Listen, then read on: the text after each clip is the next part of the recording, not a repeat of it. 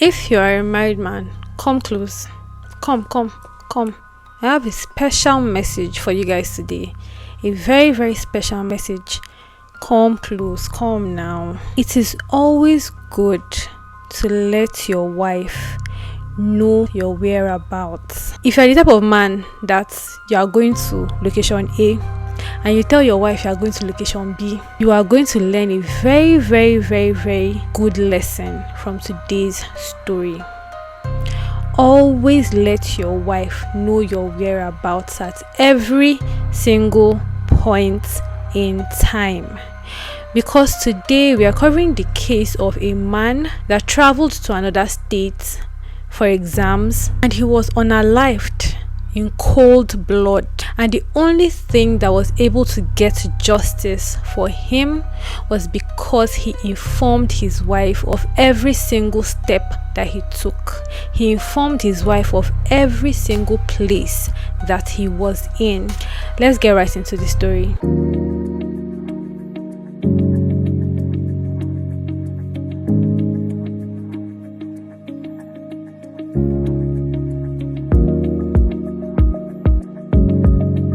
Hi guys, and welcome to Sleuth Wheel. My name is Lled and I am your host on this channel. If this is your first time here and you're someone that is enthusiastic about true crime stories, then this is the spot for you. Do not click away because we have so much more coming your way. Please make sure to click on that subscribe button right now to subscribe to the channel. Give this video a thumbs up. If you've not done that, please do that now, and drop your comments in the comment section. Let's know how you feel about this case. So last week I covered a story about a married man that went to have a married man that went to have sex escapades with young girls and eventually got unalived in the process. However, today I'm covering the case of another married man that went to write his exams and he ended up dead. 37-year-old Timothy Adegoke was born in August 1984 into a poor background. So he was born into a poor family. However, he was able to conclude his primary and his secondary school education and then went on to further his education in a tertiary institution known as the Polytechnic Ibadan. Now, after Timothy was done with his tertiary education, he was able to secure a job for himself in an organization known as Yamen Winstone, and this was an organization that I believe was into supply of granites and special stones. It was a Chinese company, and because Timothy was said to have been a very industrious man, he was hardworking, he knew the background that he was coming from and he knew what he wanted for his life, and he made sure to put in his best into his job, and gradually Timothy rose to the ranks of the company's director of finance. Now, Timothy met and fell in love with a lady, and they got married and had 3 children, 2 boys and a girl. And they were a happy family, and one would think that they would live happily ever after. However, their happy lives was short-lived when an incident happened that took the life of the breadwinner of that family. Timothy figured out that his polytechnic degree would only take him so far. The thing with Nigeria is a university degree somehow carries more weight than a polytechnic degree, and I'm sure at some point Timothy knew that this was going to affect him, and if he wanted to grow further than he had already grown, he needed to get himself another degree, probably a BSc or a master's. So he opted to get a master's in business administration at the Distant Learning Center in Obafemi Awolowo University, Ile-Ife. He registered for this master's and he had already started his master's. I believe that course would take a maximum of 2 years to complete, and it was said that this was his final exam. So his final exams was coming up, and Timothy was going to go to Ile-Ife to write his final exams in his normal fashion. So I believe that before that final exams, he had some other exams prior, and he would go to Ile-Ife and lodge in a particular hotel, write his exams, and then come back to Abuja, which was where he was based. The hotel where Timothy would normally lodge was known as the Hilton Hotel and Resorts, and it was located at Ile-Ife. Timothy was the type of man that loved his wife knowing every single place where he was. If he was going down the street to get something, he would let his wife know, darling, I'm going down the street, I want to go and get something. Or if he was traveling somewhere for a job or something, he would let his wife know that, okay, I'm going to Kano State, I'm going to Lagos for so and so business. And then when he gets there, he'll give her a call again and say, oh darling, this is where I am, this is what I'm doing at so and so particular time, this is what I'm doing now, I'm about to go to bed, or I just got up from sleep. He wanted his wife to know everything he was doing. He always carried his wife along in his daily activities. This singular act of him informing his wife of his every step was what led to justice being served on this particular case. Now, on the 5th of November 2021, Timothy set out to Ile-Ife because he had his final exams coming up on the 6th and the 7th of November at the Distant Learning Center, OAU. So he hopped on a flight, and when he landed at Akure, he called his wife and informed her, oh baby, I've landed, I'm presently at Akure. And it was said that his wife even gave him something to deliver to somebody at Akure. So when he met the person and delivered this parcel to the person, he also called his wife and informed her that, oh, I've been able to deliver this package to the person. Oh, I'm about to set out to my usual hotel where I would normally lodge. And when he got to the hotel as well, he called her again and informed her that, oh, I've been able to lodge in, I'm now in my room and I'm resting. It was said that later that night as well, his wife had even given him a call to report one of their children's misbehavior to him, and they spoke for a while before he retired for the night. Now, it was in Timothy's usual behavior to call his wife before he entered into the exam hall for any exams, and also to give her a call when he was done with his exams. However, on the 6th of November 2021, which was the first day of his exams, he did not give his wife any call. His wife did not get any call from him. And so when the morning was fast spent, she began to wonder that, everything is okay. Why have I not gotten a call from this man? So she picked up her phone and she called him, trying to know if he was done with his exams or if he was about to enter the exam hall. But the call was never picked. And she kept trying to reach him. And throughout that day, she didn't get a response on her call. She didn't get a call back. She was not able to reach out to him. She was not able to reach him.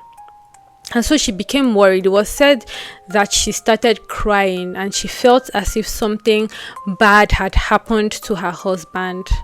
So the next day, she reached out to a family friend who was at Ile-Ife as well, and told this friend to help go to the school to investigate if he was able to sit for his exam the previous day. Now, this friend got to the school and asked a lot of questions, met people, and then asked if Mr. Timothy was able to sit for his exams yesterday.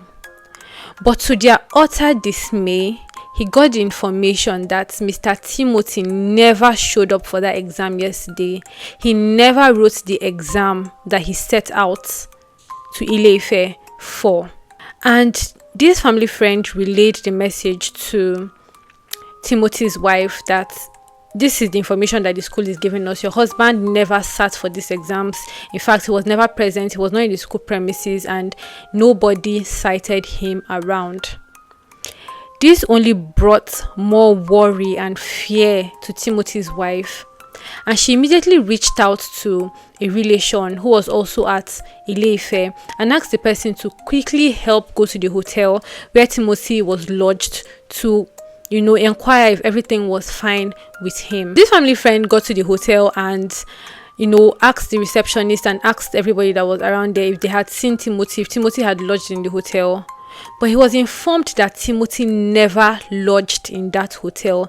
In fact, they claimed that they had never seen Timothy, that he had never lodged in the hotel before, and that he was not presently lodged in that hotel.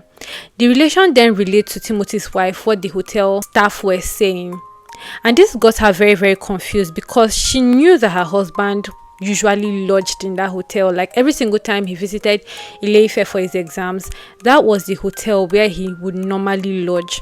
So she decided to go check his documents, and on checking his documents, she discovered that there were receipts even from his previous stay in this hotel.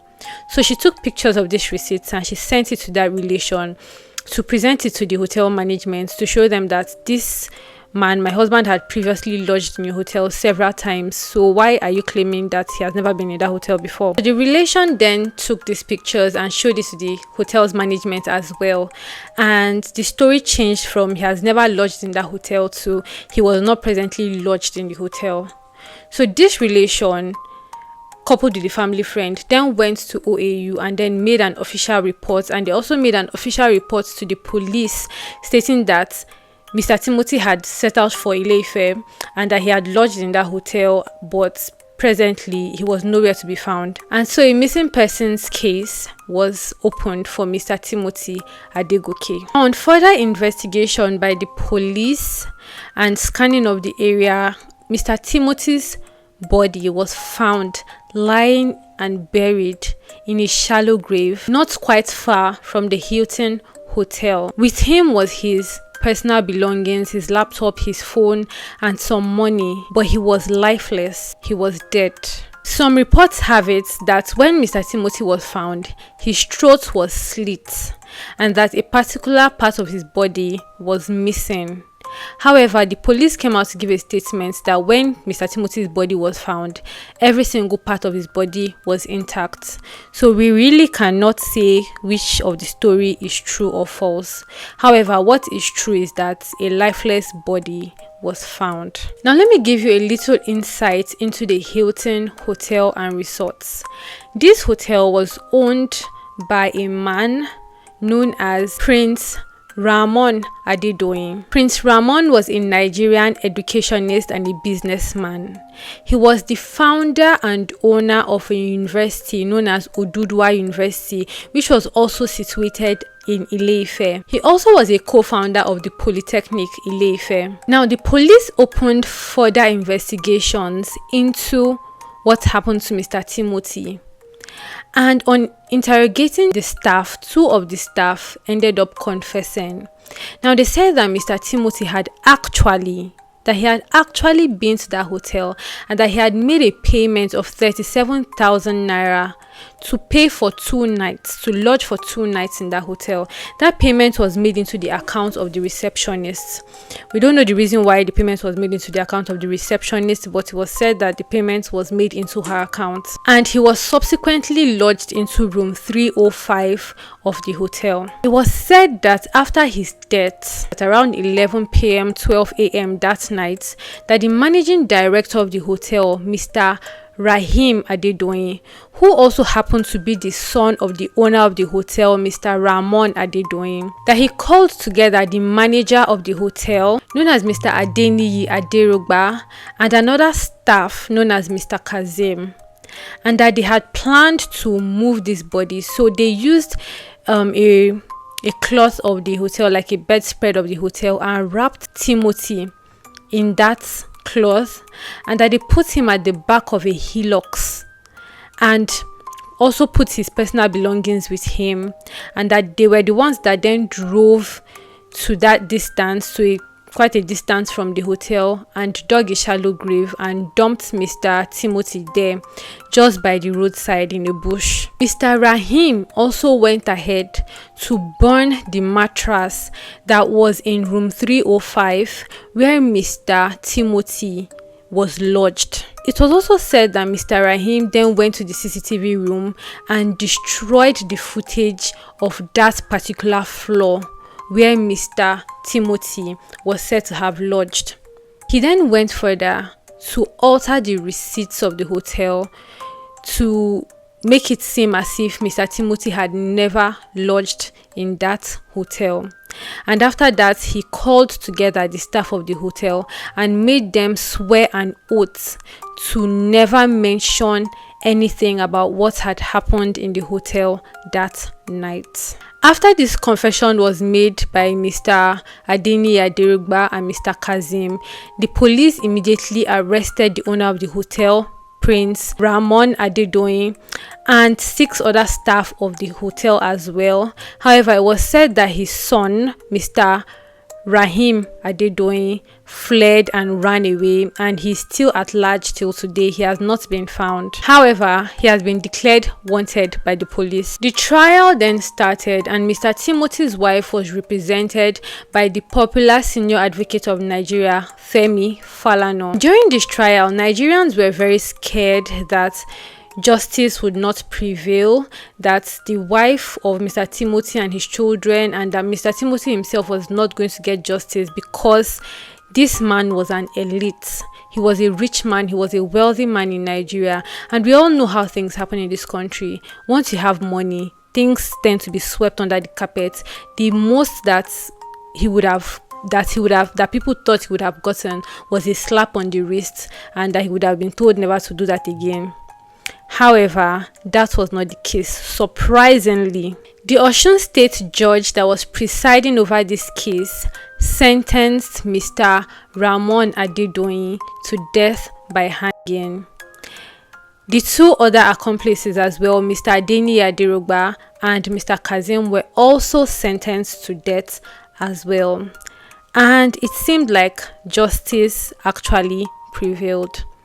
Mr. Timothy's wife said she was happy that they had gotten justice finally. However, she wished that justice could actually bring back the life of her dead husband.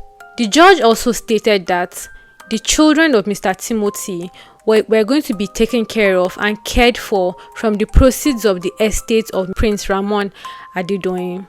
His hotel, the Hilton Hotel and Resorts, was also confiscated by the government. Timothy's wife also stated that during the course of this trial, she was actually bribed with the sum of 71 million naira and told to drop the case, but that she declined and decided that she wanted to get justice for her husband. And one can argue that she actually got justice. However, justice cannot raise the dead from the grave. Now, this is a very, very sad story. This is a sad story of a man that cared for his family, a man that took his family as everything, a man that was very hardworking, very industrious, very family oriented, a present father, a present husband, and he just ended up dying for nothing just because he wanted to go write exams. This world, I would say, is a wicked world. A world where good people die just for nothing. Prince Ramon Adedoyin is yet to face his sentence, and he's presently cooling off in a prison, I want to believe, here in Nigeria. And yeah, that's the end of this story. So guys, let me know your thoughts on this story. Let me know your thoughts. I mean, like I mentioned in the beginning of the story, it's always good as a husband or as a wife to let your partner know where you are at every single point in time. Imagine if Mr. Timothy never told his wife of his whereabouts or never informed her of his every single movement. I am very sure that he may not have gotten justice for what happened to him. And I'm sure that his family may never have gotten closure. They may have even felt that maybe he ran away from the family and he absconded and they would never see him again. And his wife and children would grow feeling like he abandoned them. And a lot of people have also been saying that, it's possible that these things have even been happening in that hotel for a very long time. But because, maybe those other people did not inform their relations about their whereabouts, it was swept under the carpet. So it's possible that this was not even a first occurrence in that hotel. However, I mean, every day for the thief, one day for the owner. If it's something that they had been doing for a very long time, they had finally been caught, and that's a good thing. I want to believe, I want to see that as the light at the end of the tunnel. So guys, we've come to the end of this video. If you have watched this video up until this point, I feel like it's only befitting that I give this video a thumbs up. drop your comments in the comment section and subscribe, guys. Subscribe to this channel. Don't go away because we have so much more coming your way. I like to say stay safe and stay informed, and until my next video, bye.